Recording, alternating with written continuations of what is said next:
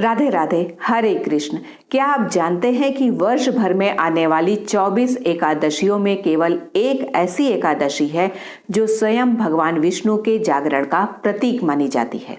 हरि प्रबोधनी एकादशी, जिसे देव उठने एकादशी या प्रबोधनी एकादशी भी कहा जाता है। इस दिन भगवान विष्णु, जो 4 महीने तक योग निद्रा में रहते हैं, जागृत होकर सृष्टि का संचालन पुनः आरंभ करते हैं। इसी दिन से सभी शुभ और मांगलिक कार्यों की शुरुआत भी की जाती है।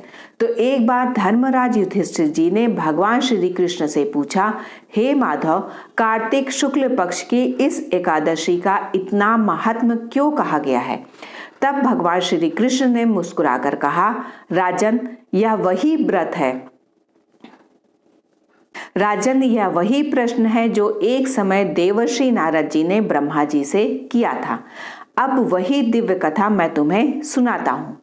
ब्रह्मा जी बोले, हे नारद, यह एकादशी समस्त पापों को नष्ट करने वाली और मोक्ष प्रदान करने वाली मानी गई है।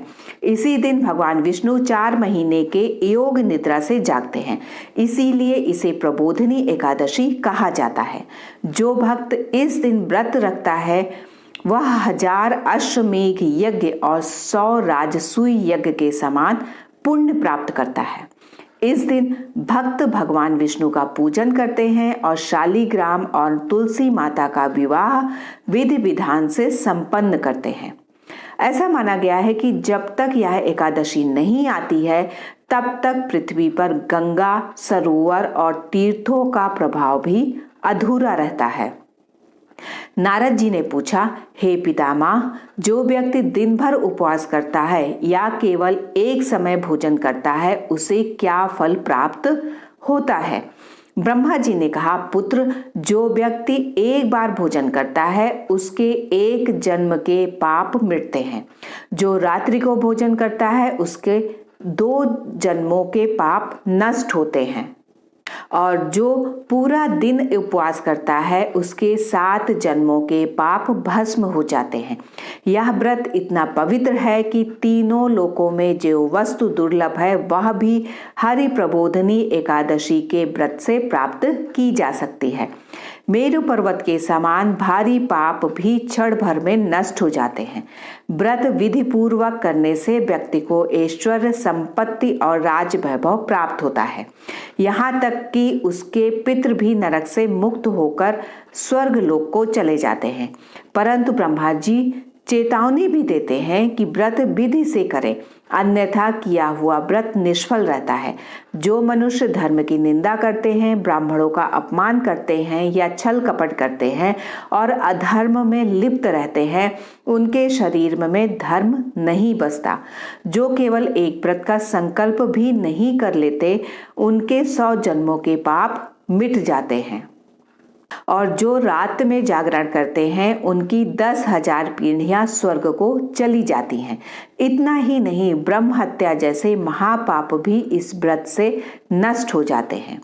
रात्रि में भगवान विष्णु के समक्ष भक्ति भाव से गीत, कीर्तन, जागरण करने से वह पुण्य मिलता है जो समस्त तीर्थों में स्नान और गौ स्वर्ण भूमिदान करने से भी प्राप्त नहीं होता।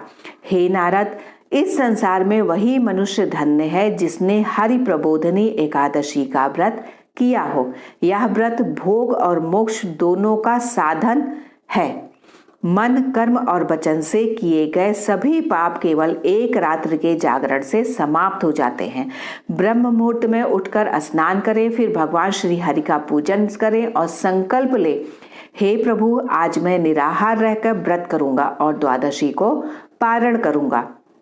भक्ति भाव से पूजा करें, दीपक जलाए और भगवान को पुष्प, फल, फूल, द्वीप से सजाए।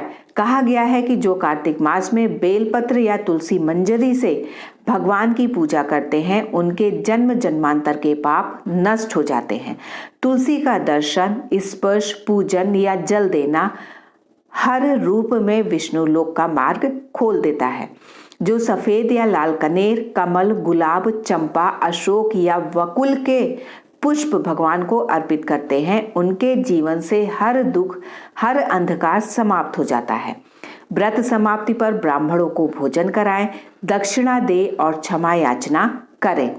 जो चतुर्मास में छोड़ी गई वस्तु है उसे दान में दे। इस व्रत के समापन पर भगवान विष्णु का आशीर्वाद साक्षात अनुभव किया जा सकता है।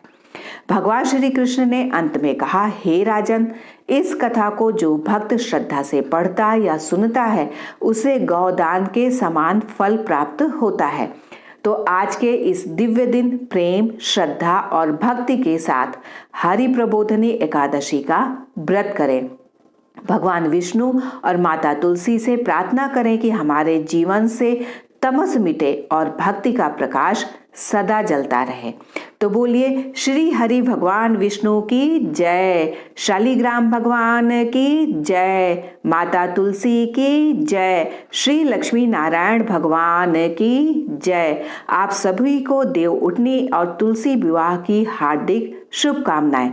भक्ति, प्रकाश और समृद्धि का यह पर्व आपके जीवन में दिव्य चेतना लेकर आए। हरे कृष्ण, राधे राधे।